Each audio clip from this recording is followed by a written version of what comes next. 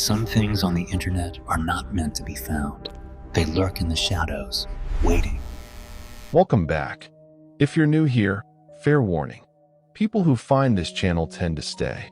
I don't entirely know why. Maybe it's the stories.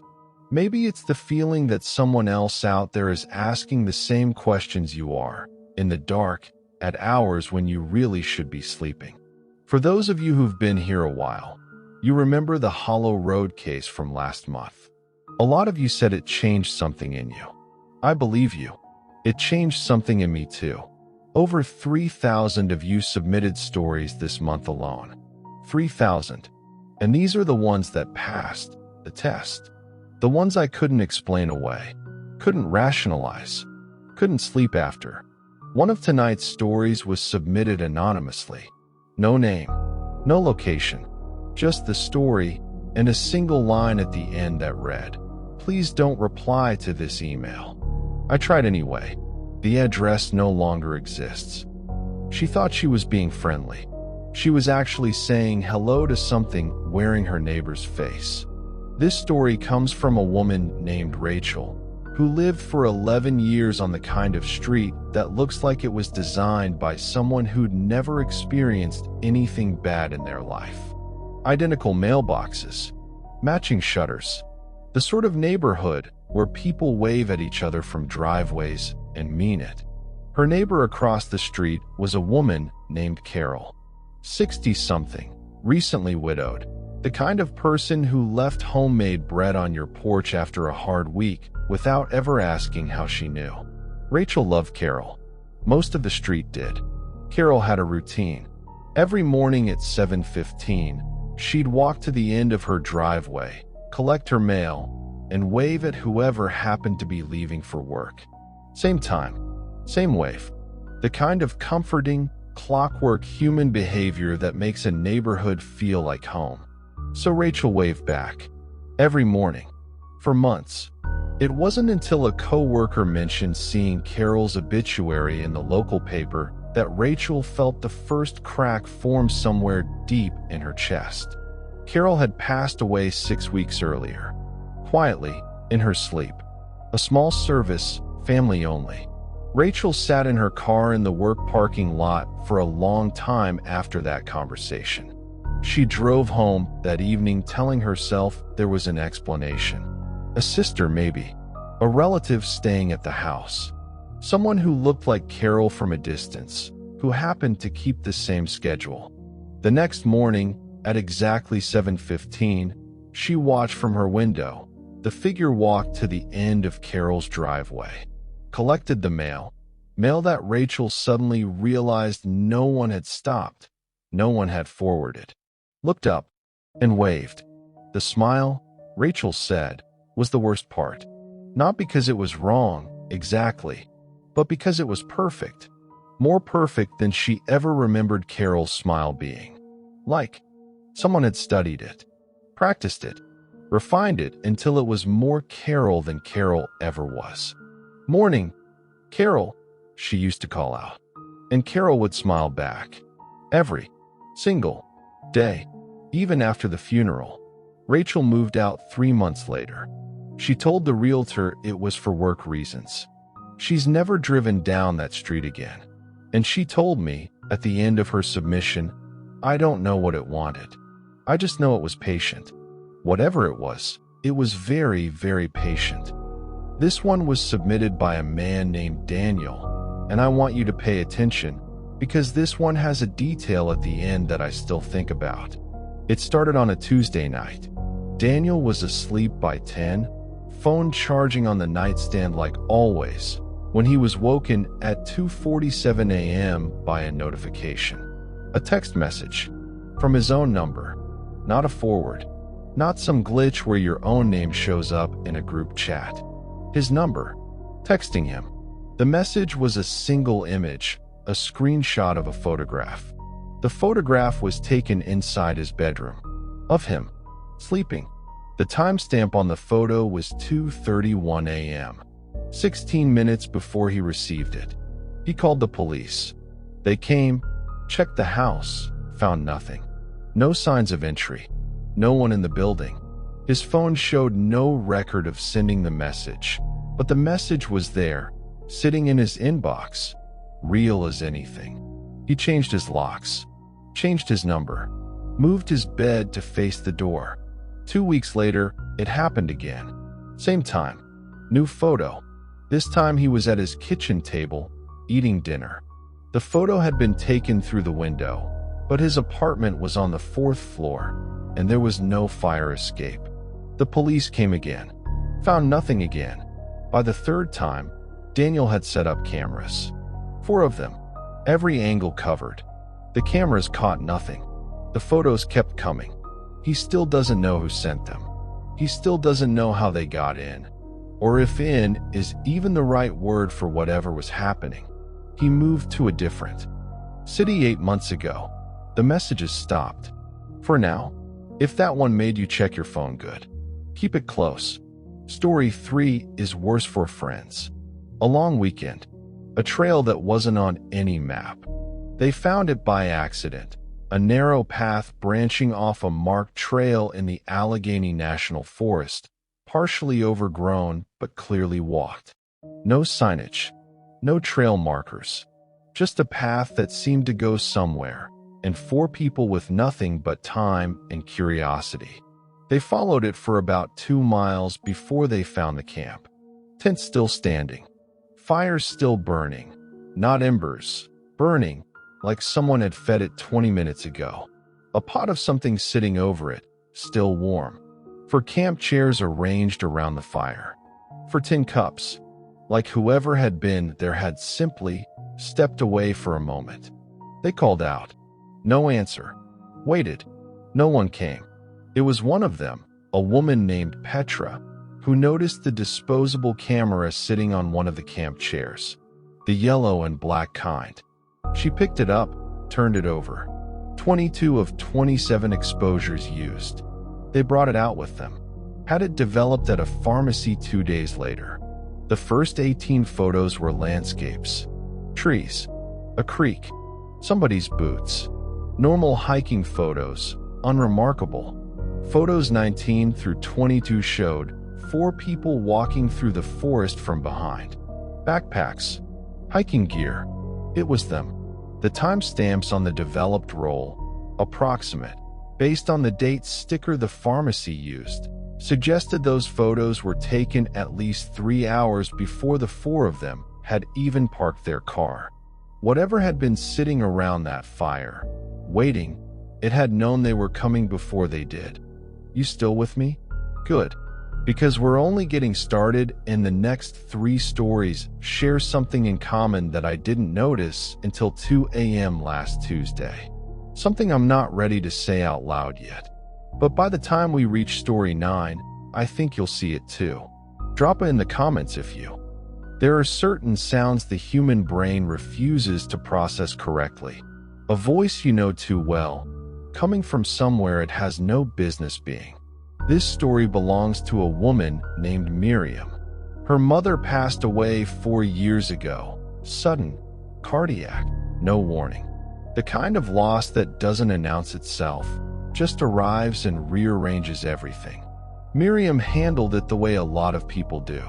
She kept moving, kept working, packed her grief somewhere small, and carried it quietly. Her mother's phone number was disconnected 3 years ago. Miriam knew this. She'd been the one to call the carrier and cancel the plan. So when her phone rang on an otherwise unremarkable Wednesday afternoon and her mother's name appeared on the screen, her mother's name, her mother's number, the contact she'd never been able to bring herself to delete, Miriam didn't answer. She let it ring, told herself it was a glitch, a recycled number, a coincidence. Then the voicemail notification appeared. She waited 4 hours before she listened to it. She told me she doesn't know why she waited. She also doesn't know why she eventually pressed play. The voice was her mother's. Almost. Sweetheart, it said, I left something for you under the floorboards. In the back bedroom. Don't forget. Then silence. Then the call ended. Miriam told me her mother never called her sweetheart. Not once in 34 years. Her mother wasn't that kind of woman, warm, yes, but not soft. Not sentimental with her words. The voice was right. The cadence was right. But that word sweetheart sat wrong in her mother's mouth like a stone in a familiar shoe. She saved the voicemail. She had it analyzed by 2 separate audio engineers. Both confirmed it was not a recording of her mother's actual voice. Both said they couldn't explain what it was. She went to the house anyway. Her childhood home, still sitting empty, waiting for the estate to finalize. She found the back bedroom. She found the floorboards.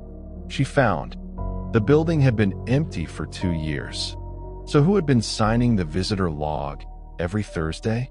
Marcus worked the overnight security shift at a decommissioned office complex on the edge of a mid-sized city I've agreed not to name. 8 floors, mostly stripped out. The kind of building cities forget about while they decide what to do with it. His job was simple. Walk the floors on rotation, check the cameras, make sure no one broke in, go home at 6. For the first 3 weeks, it was exactly as boring as it sounds. Then the camera on floor 6 started showing something. Every night, without exception, at exactly 3:17 a.m., a figure appeared in the northeast corner of the 6th floor. Same spot, same posture, standing, slightly turned, like someone looking out a window that had long since been boarded up. The figure stood there for 11 minutes, and then it was gone. No movement in the stairwell. No elevator activity. No door triggers on any floor. Marcus flagged it to his supervisor, who told him the cameras on floor 6 were known to glitch. Marcus checked the cameras. They weren't glitching. He told himself it was a squatter. Told himself it every night for 2 weeks while he watched that figure appear at 3:17 and disappear at 3:28. Like clockwork, like something that had been doing this long before Marcus arrived and planned to keep doing it long after he left. On the 19th night, he went up to check. Floor 6 was empty. Cold in a way that felt specific, he said, not the cold of a building with no heat, but the cold of a room that had just been vacated. He stood in the northeast corner, looked at the boarded window. Then his radio crackled. His colleague back at the monitoring station, a man named Gil who'd worked the building for 6 months without incident, came on the line. His voice was very careful and very quiet. "Marcus," he said, "don't move, and don't turn around."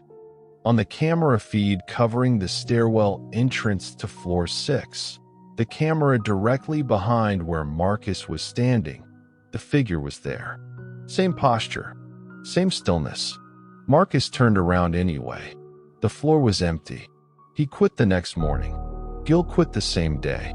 Neither of them has talked to the other since. I reached out to Gil for comment. He replied with 2 words, "Please stop, I'll be honest." This one has a dark humor edge that I appreciated before I understood what it actually meant. I signed up for $50 and a free breakfast. I did not sign up for whatever was crouching in the corner of room 4. This submission came from a woman named Yolanda, who volunteered for a university sleep study during her postgraduate years. Standard stuff, she thought. Sleep in a monitored room.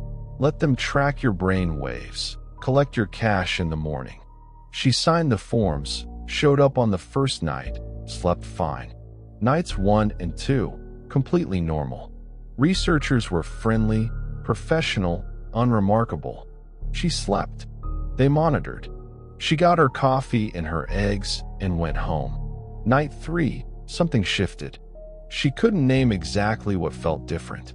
The room looked the same. The researchers were the same. But when she woke in the morning, no one would meet her eyes. The usual debrief was skipped.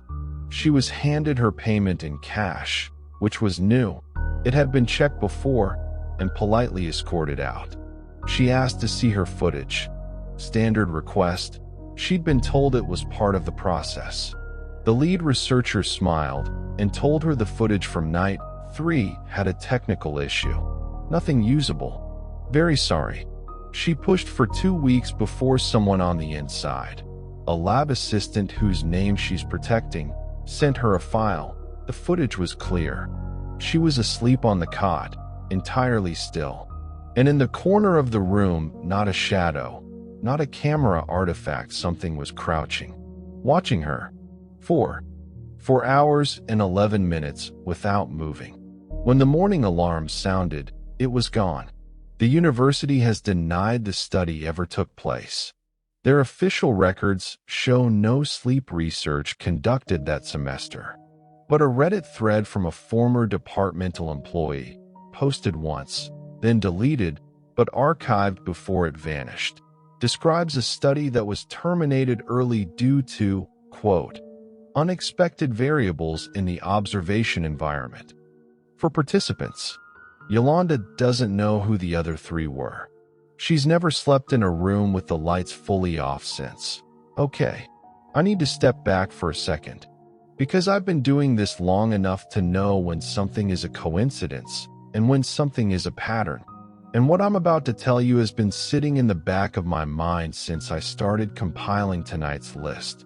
3 of the submissions you've heard tonight, and 2 more still to come, were sent from locations within 40 miles of each other. Same county, same 18-month window. Different people, different circumstances, no apparent connection between the submitters. I'm not saying it's connected. I'm just saying it's interesting. Some of you will remember our deep dive into the Meridian County incidents back in the spring.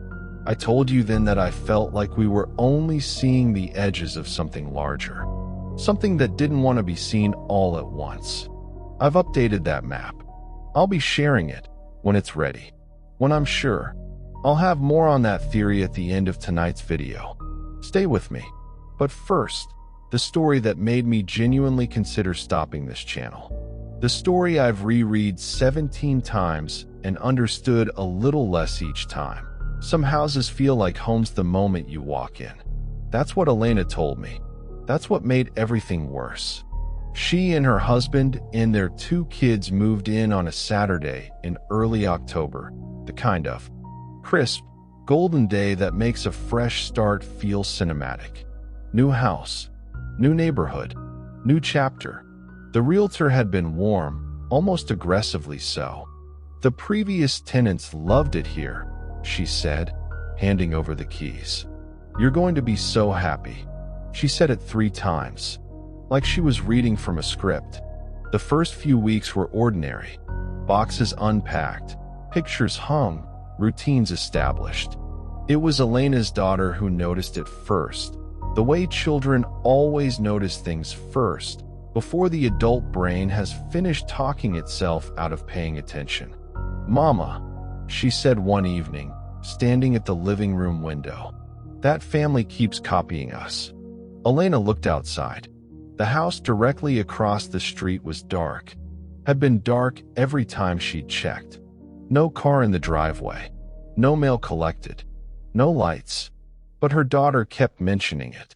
The family across the street who did everything they did, who ate when they ate, who turned their lights off when they did, who stood at their window when they stood at theirs. Elena started paying attention. She started seeing them in the periphery, a shape in the window across the street when she was certain the house was empty, a reflection in her hallway mirror that took a half-second too long to match her movement. A family photograph she'd hung above the mantel that, one morning, seemed to contain a 5th figure she couldn't account for, standing just behind her husband, slightly out of frame, slightly wrong.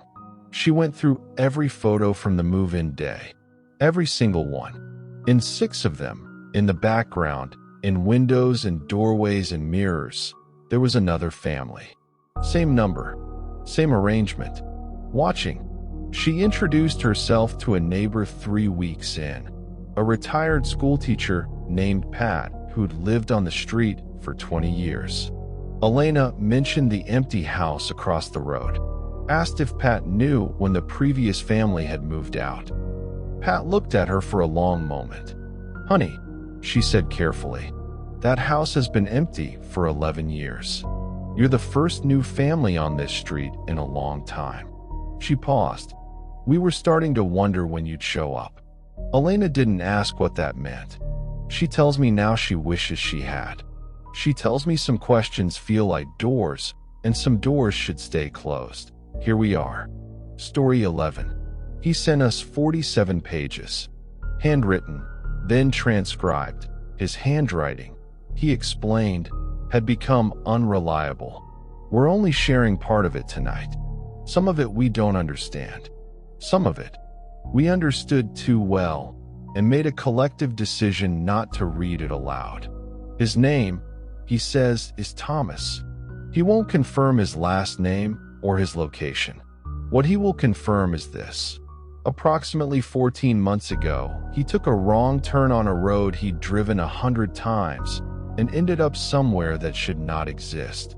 A town, small, unremarkable. A diner, a post office, a gas station. People going about their business. He stopped for coffee because his GPS had stopped working and he wanted to ask for directions. The woman behind the counter smiled at him and said, "Back again so soon?" He'd never been there before in his life.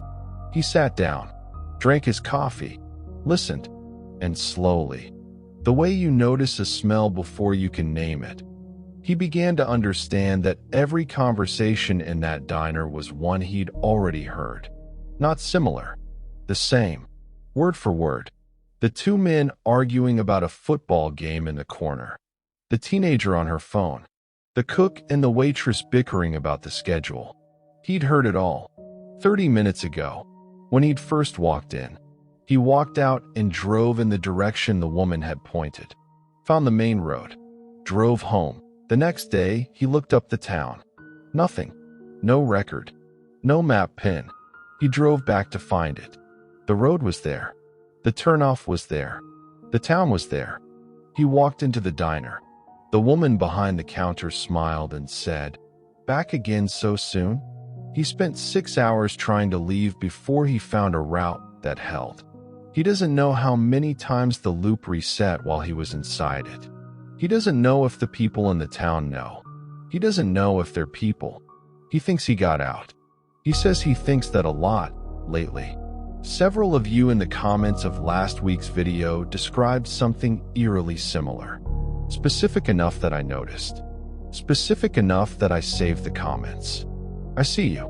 I'll be addressing that directly next week. Clara was cleaning out her grandmother's attic when she found the photograph. A formal family portrait, her grandmother's side, for generations back. Stiff postures, formal clothes, the kind of photo that gets framed and forgotten. She almost didn't look closely. There were 9 people in the photograph. She could account for 8 of them. Names she recognized from family stories, faces she'd seen in other pictures. But in the back row, slightly to the left, standing just far enough from the others to suggest they weren't quite part of the group, was a 10th figure. Slightly out of focus. Just enough that you couldn't make out the features clearly. Just enough that your brain kept trying to resolve them and failing. She brought it up at a family dinner. Showed it around the table. Nobody recognized the figure. Her grandmother, 91 and sharp as a blade, looked at it for a long time without speaking. "Don't worry about that one," she finally said. "It's always there." Clara thought she'd misheard. She hadn't. She went back through every family photograph she could find. Her grandmother's childhood. Her great-grandmother's wedding. A collection of tintypes from the 1890s. In photograph after photograph, across more than 100 years of family history, the figure appeared. Always in the background. Always slightly out of focus. Always just far enough from the family to seem separate. Always watching. Clara had the most recent photograph professionally analyzed. Then she sent it to us. We had it analyzed too. The results are not something we're ready to discuss publicly yet. What I will tell you is that the analyst we used, a forensic imaging specialist with 30 years of experience, sent us her findings, and then asked us, very politely, never to contact her again.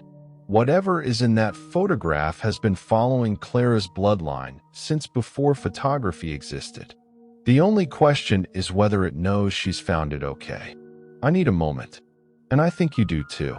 Here's what I think is happening, and I want to know if you've noticed it too. Across tonight's stories, the mirroring, the loops, the figures that attach and follow and wait, there's a pattern. Not geographic, not this time. Behavioral. Whatever these things are, they don't chase. They don't attack. They observe. They learn. They wait for you to come to them. Rachel waved every morning. Daniel checked his phone. Miriam pressed play. Clara went looking. Every single time the person moved toward it. For those of you who were here for the Meridian Woods episode, you already know what I'm about to say. You already felt it. I'll be pinning my full theory in the comments. But only for the next 48 hours, then I'm taking it down. Read it before I do 4 stars. Would not recommend the route. Also maybe avoid the intersection of Elm and Route 9 after midnight. Just a thought. This one was submitted by a man named Greg, and I want to say up front, Greg is funny. His submission made me laugh twice before it made me deeply uncomfortable, which I think was intentional and which I respect. He was driving home from a work event. Late, tired, took a wrong turn somewhere outside the city and let his GPS reroute him. Standard. It happens. Except the GPS kept rerouting him to the same intersection. First time, he noticed it was an odd route but followed it. Quiet intersection. 4. Way stop.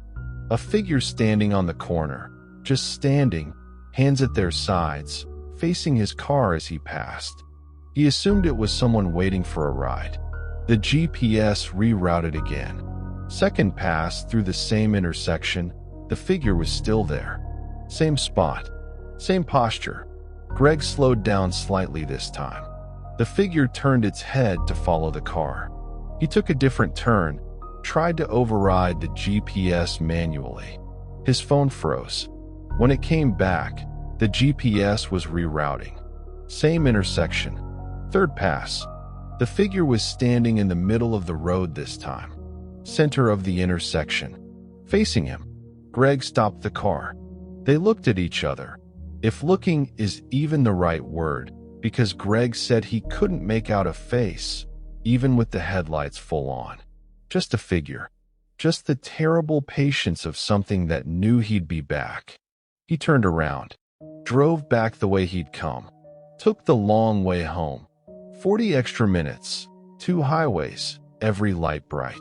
He got home. Pulled into his driveway. Sat in the car for a minute, collecting himself. He looked in the rearview mirror. The figure was in the back seat. He got out of the car and ran inside and didn't look back. In the morning, nothing was there. No sign of entry. No damage to the car. He sold the car 2 weeks later.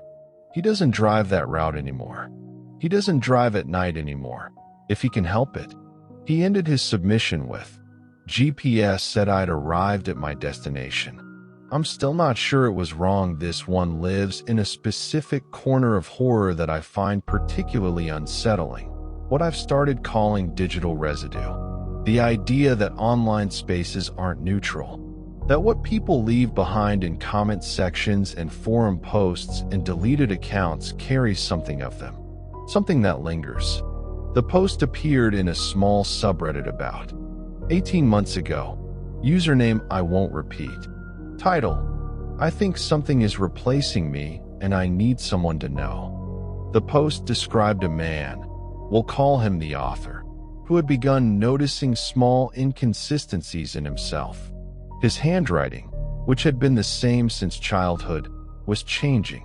Not dramatically, just slightly wrong. Like a copy of a copy. His memories of specific events felt thin in places, accurate in outline, but hollow at the center, like someone had described them to him rather than him having lived them. He wrote, I look at photographs of myself from 3 years ago and I recognize the face, but I don't recognize the person. I don't mean that in a depression way. I mean it literally. He knew things I don't know. He felt things I can't access. I think he's still in there somewhere. I think something is wearing him out from the inside." The post ended mid-sentence. Not ellipsis, not a period. Mid-word, mid-thought cut off. His account was deleted within the hour, but not before his wife had commented. A single comment, cheerful, dismissive. "Haha, ignore him. He's been binge-watching too many horror channels. He's totally fine." Smiling face with smiling eyes. Several users who'd followed her account over previous years noted that she had never used double exclamation points, had never used emoji. Her previous comments on recipes, on local events, on book recommendations were warm but measured, precise. Her. The comment didn't sound like her.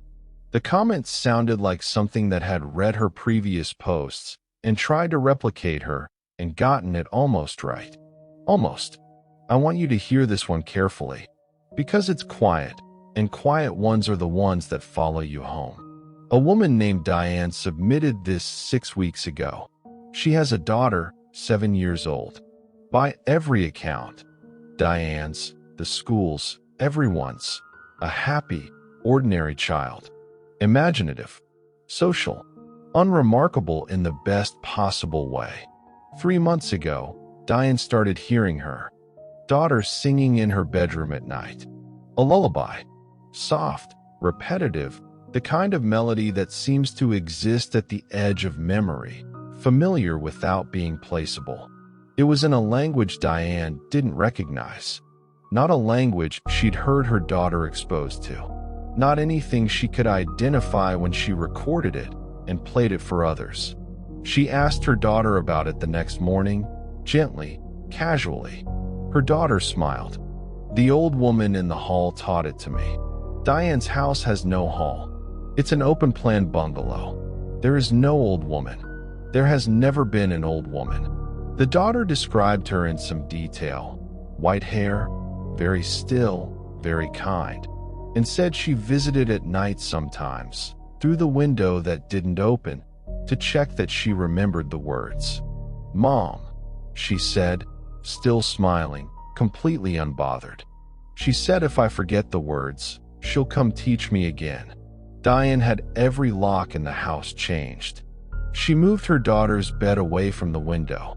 She hasn't heard the singing in 2 weeks. Her daughter told her last Tuesday that she doesn't need to sing anymore. She said she knows the words by heart now. This one comes from a nurse. She asked me to use only her first initial, K. She still works in healthcare. She still needs people to trust her. The patient arrived on a Tuesday. Male, mid-50s, no ID, no family contacts, no medical history they could verify. He was admitted in a coma, stable, unexplained, unresponsive. Placed in room 7 of a wing that Kay describes as quiet, understaffed, the kind of place in a hospital that the day shift doesn't think about much. By the end of the first week, the staff had started talking. The patient, still comatose, still entirely unresponsive by every clinical measure, seemed to know things.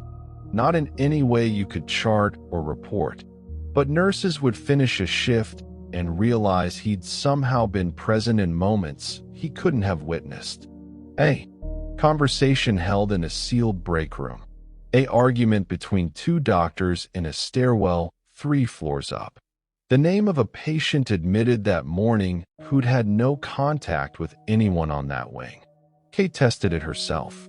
She stood at his bedside and said, quietly, the name of her childhood dog, a name she told no one, not written anywhere, not connected to her in any searchable way.